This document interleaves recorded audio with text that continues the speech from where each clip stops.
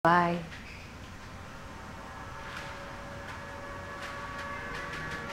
Nag-abot daw si Hilda kay Angela ng pambayad ng utang? Sabi na sa'yo matinong tao si Balae. Hindi abusado.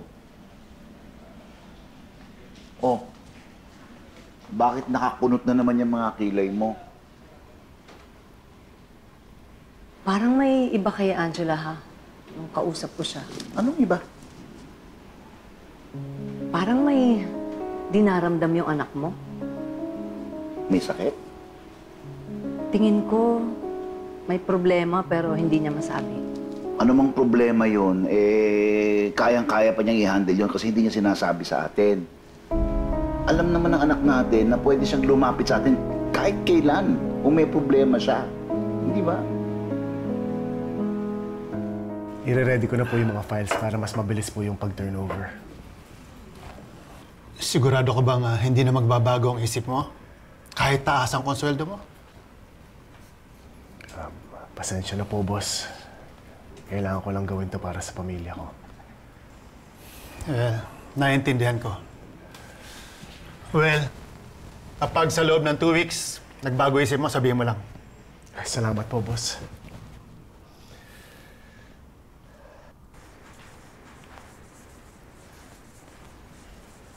Isaac!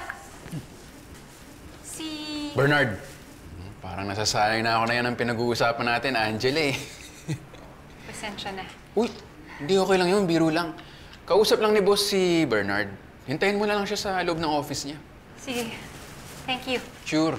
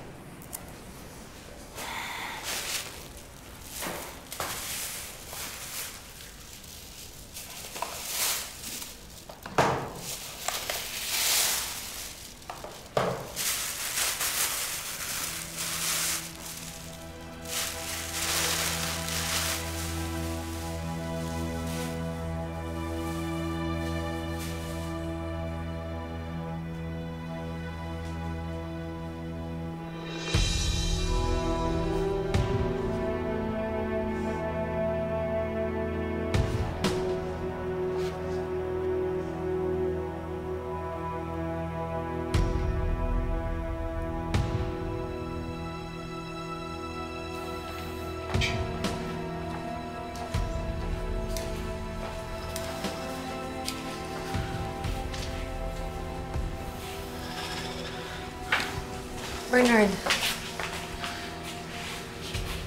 hindi mo kailangan umalis. Bakit ka ba kasi magre-resign? Ikaw na nga yung nagsabi, di ba? Na mahihirapan kang kalimutan yung nangyari sa atin kapag magkasama tayo nagtatrabaho. Oo, mahirap, but I can try. Kung gusto mo, pwede natin ibalik lahat sa normal. Parang walang nangyari. We can be friends again. Chloe, mas okay na yung ganito. Grabe ka naman. Pati ba naman friendship, hindi mo kayang ibigay sa akin? I'm sorry.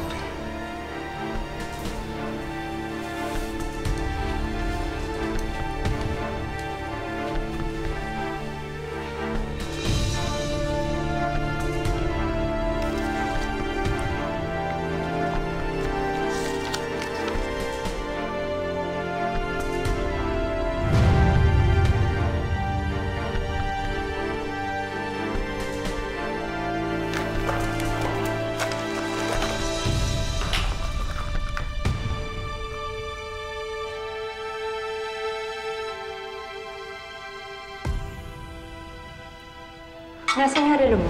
Sabi mo sa akin na iwan mo lang sa opisina. Love, hindi ko mahanap eh. Na-misplace ko. Nandyan lang yun.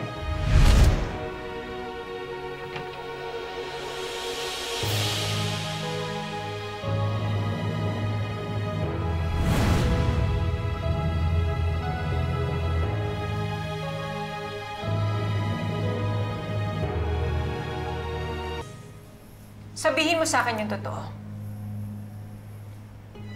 Saan mo talaga nawala itong relo? Sandali, hindi ko alam. Sandali, ba't kaya ka magsalita?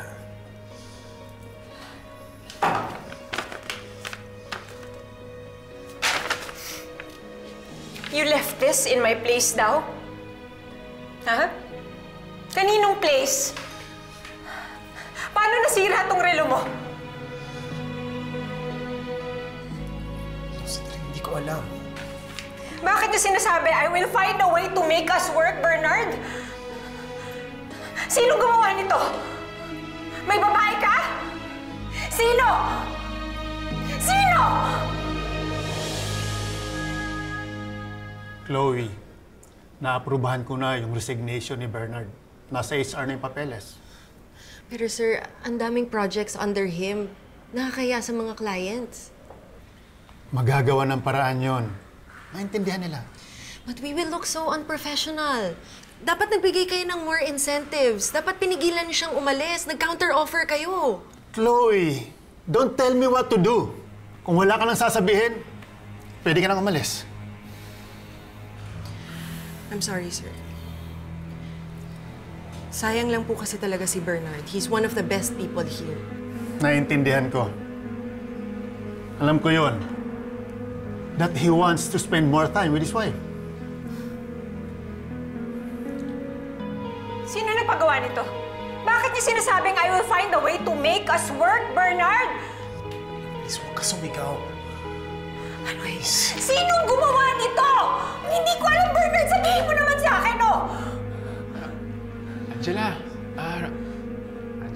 relax ka lang.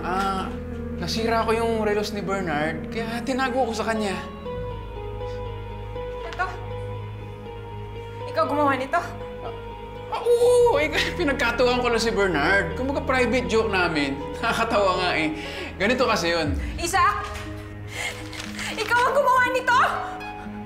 Hindi nakakatawa! Hindi nakakatawa! Pasensya, Angela.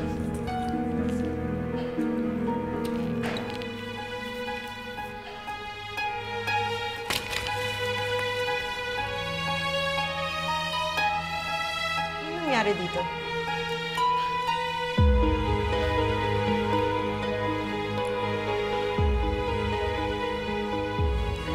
Angela!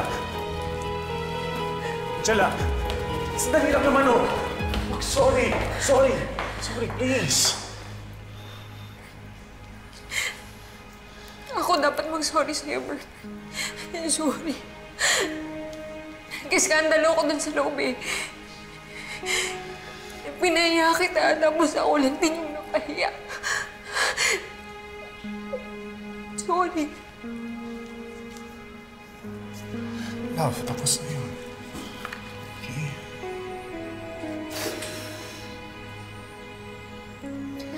Bernard, kasi mali pa rin eh. Inisip ko kasi agad na may babae ka, pero kasi lately, yun ang nararamdaman ko eh, para kasi totoo. Hindi ko alam kung hormones lang ba to, o baka napaparanoid lang ako.